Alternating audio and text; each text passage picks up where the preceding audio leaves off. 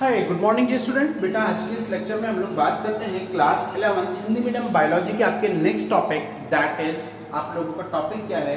Topic क्या हम लोग चैप्टर ही स्टार्ट करते हैं। वो चैप्टर का नाम है बेटा जीवों का वर्गीकरण या फिर बायोलॉजिकल क्लासिफिकेशन। आज अगर मैं बात करूं बेटा बायोलॉजिकल क्लासिफिकेशन की, तो क्लासिफिकेशन क्या है, किस तरीके से होता है वो सुनिएगा। नॉर्मली अगर हम लोग बात करें क्लासिफिकेशन की तो सुनिएगा किस तरीके से क्लासिफिकेशन होता है और किस तरीके से हम लोग उसे क्या करते हैं, यूज में लेते हैं। वर्गीकरण है क्या? अगर जनरली बात करें वर्गीकरण की तो जीवों को उनकी समानता और विभिन्नताओं के आधार पर, ठीक है, समानता और विभिन्नताओं के आधार पर एक कन्वीनियंट कैटेगरीज में यानी कि एक प्रॉपर श्रेणी के अंदर श्रेणीबद्ध करना, वर्गीकृत करना क्या कहलाता है? वर्गीकरण कहलाता है। और ये टर्म सबसे पहले किसने दी थी बेटा? कैरोलस लीनियस ने। ये टर्म सबसे पहले किसने दी थी? कैरोलस लीनियस ने। ठीक है, आई बात समझ में? आई बात समझ में? अब ये वर्गीकरण जो है वो शुरुआत में बेटा, ठीक है, वर्गीकरण किया गया, मैं नाम ले रहा हूं वर्गीकरण का, लेकिन जब ये स्टार्ट हुआ तब हम लोग इतना नहीं जानते थे कि वर्गीकरण क्या होता है, ठीक है ना। और नॉर्मली हम लोग क्या है कि उस टाइम तक अनपढ़ थे, मैं तो अभी भी हूं, आप लोगों का मुझे पता नहीं, ठीक है, हम लोग बिल्कुल गंवार थे, हम लोगों को ये पता नहीं था कि क्या है क्या नहीं है। तो उस टाइम क्या है कि वर्गीकरण का जो आधार दिया गया है, सबसे बेसिक आधार जो था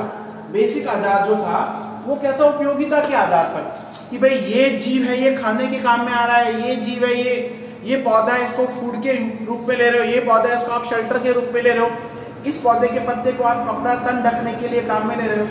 तो सबसे शुरुआत में जो आधार था, सबसे बेसिक आधार जो था वो था उपयोगिता के आधार पर। किसके आधार पर बेटा? उपयोगिता के आधार पर जीवों का वर्गीकरण करना, ठीक है। लेकिन जब धीरे धीरे बेटा जब साइंटिस्ट आते गए तो वर्गीकरण का आधार भी बदलता गया। तो सबसे पहले कौन से वैज्ञानिक आए थे बेटा? अरस्तु। आप लोग सब जानते होंगे, ऑब्वियसली बातें जानते होंगे, भाई तुम्हारे मौसी का लड़का तो है नहीं, ठीक है, कि हम लोग नहीं जानते। अरस्तु जो है जिसे आप लोग फादर ऑफ बायोलॉजी यानी कि जीव विज्ञान का जनक कहते हो, लेकिन जीव विज्ञान में भी वो किसका जनक है? फादर ऑफ जूलॉजी यानी कि जंतु विज्ञान का वो क्या है? जनक है। तो अरस्तु ने क्या किया? सबसे पहले वर्गीकरण का एक क्राइटेरिया दिया, ठीक है। अब वर्गीकरण का क्राइटेरिया तो दिया, लेकिन वर्गीकरण का क्राइटेरिया देने के बाद उसने क्या किया? उन्होंने किस क्राइटेरिया को यूज किया? तो उन्होंने सबसे पहला क्राइटेरिया यूज किया मॉर्फोलॉजी। आप लोग टर्म पढ़ोगे मॉर्फोलॉजी, और आप लोगों का आकारिकी जो है ये चैप्टर भी आएगा, चैप्टर नंबर 5 पादप आकारिकी, ठीक है। तो उन्होंने क्या किया कि आकारिकी का आधार दिया, यानी जो जंतु या जो पेड़ आकार में छोटे उनको अलग कैटेगरी में रखा, जो बड़े हैं उनको अलग में रखा, और जो मीडियम साइज के अलग में रखा। तो पादप आकारिकी की बात करें, पादप आकारिकी के आधार पर उन्होंने क्या लिया? सबसे पहले उन्होंने पौधों को 3 भागों में बांटा, शाख, झाड़ी और वृक्ष। शाख क्या होते हैं? जो हरे तने वाले पौधे होते हैं, ठीक है, उन्हें आप लोग शाख बोलते हो। झाड़ियां कौन सी होती है? जो मीडियम साइज के कांटेदार होते हैं। और वृक्ष मतलब जो लंबे आकार के। आई बात समझ में? तो अरस्तु ने क्या किया? अरस्तु ने संपूर्ण पादप जगत को 3 भागों में बांटा आकारिकी के आधार पर। कौन कौन सा? आकारिकी के आधार पर उसने शाख, झाड़ी और वृक्ष के नाम पे यानी कि 3 भागों में क्या किया? डिवाइड किया, 3 भागों में क्या किया? बांटा। ओके। सेकंड अगर हम लोग बात करें जंतु आकारिकी की, अब अरस्तु ने पादपों को तो बांटा ही बांटा बेटा, जंतुओं को भी डिवाइड किया, ठीक है। तो नॉर्मली अगर हम लोग जंतु आकारिकी की बात करें तो जंतु आकारिकी के आधार पर उन्होंने ब्लड के कलर को लिया, ठीक है, रक्त के कलर को लिया, यानी कि रक्त के रंग को लिया, रक्त के वर्ण को लिया। क्लियर है? रक्त के किसको लिया? वर्ण को लिया, या रक्त के कलर को लिया। अब रक्त के वर्ण की अगर मैं बात करूं तो जिन जीवों में खून का रंग क्या था? लाल था भाई, लहू के रंग लाल। ओके, तो उन्होंने उनको क्या बोला? एनेमा बोला, ठीक है। और जिनका रंग लाल नहीं था उसको क्या बोला? अनीमा। आई बात समझ में? यानी लाल खून वाले जीवों को तो एनेमा बोला गया, और जिनका रंग लाल नहीं था उसे क्या बोला गया? अनीमा बोला गया। क्लियर है? क्लियर है? यहां तक आप लोगों को क्लियर हुआ? उसके बाद, ठीक है, यहां तक तो ठीक है, अरस्तु का आया, लेकिन ये भी क्लासिफिकेशन फेल हो गया। क्यों फेल हुआ? उसके बाद आई बेटा द्विजगतीय प्रणाली, जो आप लोगों के कैरोलस लीनियस ने दिया था। उन्होंने क्या दिया कि संपूर्ण जीव जगत को बेटा दो मुख्य पार्ट में डिवाइड कर दिया। संपूर्ण जीव जगत को कितने पार्ट में डिवाइड किया? 2 मेन पार्ट में डिवाइड किया, that is plant and animal, ठीक है। एक तो था प्लांट पादप और दूसरा क्या था, जंतु था। क्लियर है? एक तो था पादप और दूसरा क्या था बेटा, जंतु था। अब पादप और जंतु का क्राइटेरिया क्या हुआ वो सुनिएगा। पादप और जंतु का क्राइटेरिया क्या हुआ, किस तरीके से उन्होंने डिवाइड किया। तो पादप जगत को तो उन्होंने फोटोसिंथेटिक ग्रुप में रखा और जंतुओं को नॉन फोटोसिंथेटिक ग्रुप में रखा। लेकिन ये वाले जो थे, ये क्लासिफिकेशन जो आया द्विजगतीय प्रणाली है, ये भी अपने आप में इतनी कोई कामगार सिद्ध नहीं हुई, ये भी अपने आप में कोई इतनी सुटेबल सिद्ध नहीं हुई। इसमें भी काफी कॉम्प्लिकेशंस आए। कैसे कैसे भाई, जो पादप और जंतु के समूह थे वो तो ठीक है अविभेदित रखा गया है, यानी कि वो हर ग्रुप में 5 किंगडम क्लासिफिकेशन में, 3 किंगडम में, सब में चलते गए और अभी भी चल रहा है वो एज यूजुअल, अभी भी चल रहा है।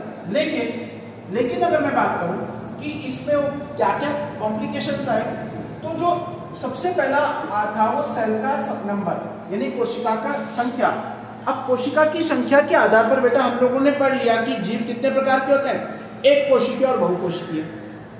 ठीक है, अब इस द्विजगतीय प्रणाली में ये था कि कोशिका के नंबर को ध्यान नहीं रखा गया, कोशिका का नंबर जो है, कोशिका की संख्या है, उसको ध्यान ना रखकर क्या किया गया, अलग अलग चीजें दी गई। ठीक है ना, तो एक कोशिकीय और बहुकोशिकीय पर ध्यान नहीं दिया गया, इसलिए ये क्लासिफिकेशन क्या हुआ, फेल हुआ। फिर आया प्रोकैरियोटिक और यूकैरियोटिक कोशिका की संरचना, केंद्रक की संरचना की बात करें भाई, जिनमें केंद्रक उपस्थित होता है वो तो क्या कहलाते हैं, यूकैरियोटिक, और जिनमें केंद्रक अनुपस्थित होता है वो क्या कहलाते हैं, प्रोकैरियोटिक। तो यहाँ पर भी बेटा वो ध्यान नहीं दे पाए। ठीक है, केंद्रक झिल्ली के ऊपर ध्यान नहीं दे पाए, मेन जो चीज थी वो उन्होंने छोड़ दिया, इसलिए भी ये क्लासिफिकेशन क्या हुआ, फेल हुआ। फिर प्रकाश संश्लेषणी और अप्रकाश संश्लेषणी की बात करूं बेटा, ये अल्ट्रा इंपॉर्टेंट है, काफी बार क्वेश्चन आता है। यहां पर गड़बड़ी क्या हुई कि फंजाई जो था, अब फंजाई क्या है, नॉन फोटोसिंथेटिक है, उसमें कोई भी प्रकाश संश्लेषण की क्रिया नहीं हो रही है, लेकिन फिर भी फंजाई को क्या किया गया, इन्होंने फंजाई को बेटा इन्होंने किसमें रखा, पौधों में रखा। और पौधे क्या है, प्रकाश संश्लेषणी है। आई बात समझ में? ठीक है, और जो फोटोसिंथेटिक बैक्टीरिया वगैरह थे उनको कोई भी स्थान नहीं मिला। आई बात समझ में? एल्गी को, ठीक है, एल्गी का भी कोई डिफाइन नहीं किया गया, शैवाल का भी कोई डिफाइन नहीं किया कि शैवाल को किस ग्रुप में रखा गया है। क्लियर है? तो यहां तक आने के बाद भी क्या हुआ, काफी चीजों में क्या हुए, कॉम्प्लिकेशंस आए। क्लियर है? फिर एक और अल्ट्रा इंपॉर्टेंट बात कि नॉर्मली इसमें काफी जीव ऐसे थे भाई, बैक्टीरिया के बारे में कुछ बात ही नहीं की गई थी, जो जीवाणु है उनको कहीं पे रखा नहीं गया, प्रोकैरियोटिक जीवों के बारे में कोई स्थान ही नहीं दिया गया। ठीक है, इसलिए भी ये जो द्विजगतीय प्रणाली थी क्या हो गई, फेल हो गई। क्लियर है? और काफी ऐसे लक्षण जो थे जिनको वैज्ञानिक जानते ही नहीं थे, उन लक्षणों को भी इसमें इंक्लूड किया गया, इसलिए द्विजगतीय प्रणाली क्या हुई, फेल हो गई। ठीक है, तो अभी हम लोगों ने क्या पढ़ा, अरस्तु के बारे में पढ़ा और द्विजगतीय। अरस्तु ने क्या किया, वर्गीकरण को बेटा आकारिकी के आधार पर किया, और आप लोगों का द्विजगतीय प्रणाली जो है वो किसने दी, लिनियस ने दी थी। अब इस चैप्टर में हम लोगों को पढ़ना क्या है बेटा, नॉर्मली हम लोगों को अब आगे जो पढ़ना है आर.एच. विटेकर का 5 किंगडम, 5 जगतीय प्रणाली पढ़नी है, डिटेल में पढ़नी है। लेकिन यहाँ हम लोगों को मोनेरा पढ़ना है, प्रोटिस्टा पढ़ना है और कवक पढ़ना है। मोनेरा में आप लोग बैक्टीरिया के बारे में पढ़ोगे, आर्की बैक्टीरिया और यू बैक्टीरिया।